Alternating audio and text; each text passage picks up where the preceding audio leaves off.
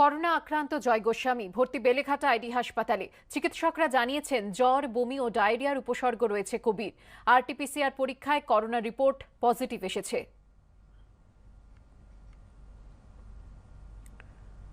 সংক্রমণ মোকাবিলায় 15 দিনের কার্যত লকডাউন রাজ্যে, অথচ বিধি ভেঙে খোদ শাসক দলের কর্মীরাই বীরভূম ও হাওড়ায় করলেন বিজয় উৎসব।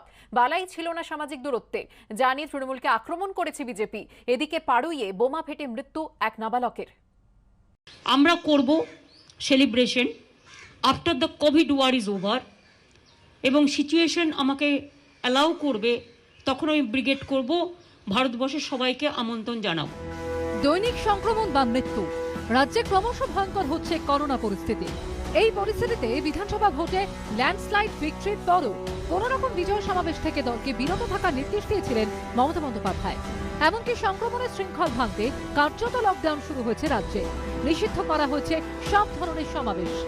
এত কিছুর পরেও দলনেত্রীর নির্দেশকে উড়িয়ে তৃণমূলের বিজয় উৎসব দেখা গেল দুই জেলায়। তারস্বরে বাজছে খেলা হবে ডিজে,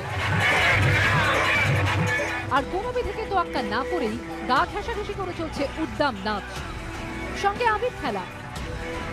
দেদারে ফাটছে বাজি। এই ছবি দেখা গিয়েছে বীরভূমের সিউড়ি, পাড়ুই ও সাঁইথিয়ায়।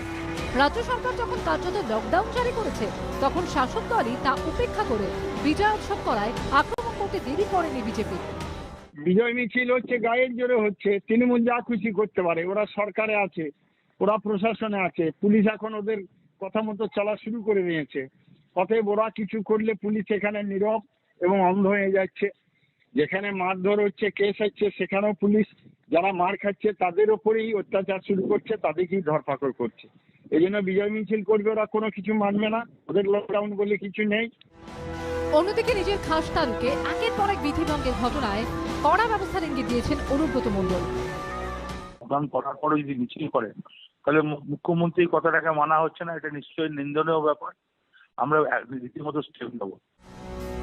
বীরভূমের পুলিশ সুপার জানিয়েছেন, অভিযুক্তদের বিরুদ্ধে মহামারী আইনে মামলা রুজু হয়েছে। অন্যদিকে এদিনই পাড়ুইয়ে বোমা ফেটে মৃত্যু হয় এক নাবালকের।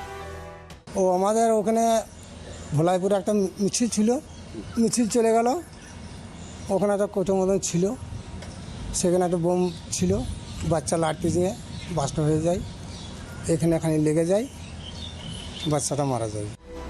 জেলার পুলিশ সুপার জানিয়েছেন, বাড়ির ছাদে রাখা বোমা পড়ে জখম হয় নাবালক, পরে হাসপাতালে তার মৃত্যু হয়।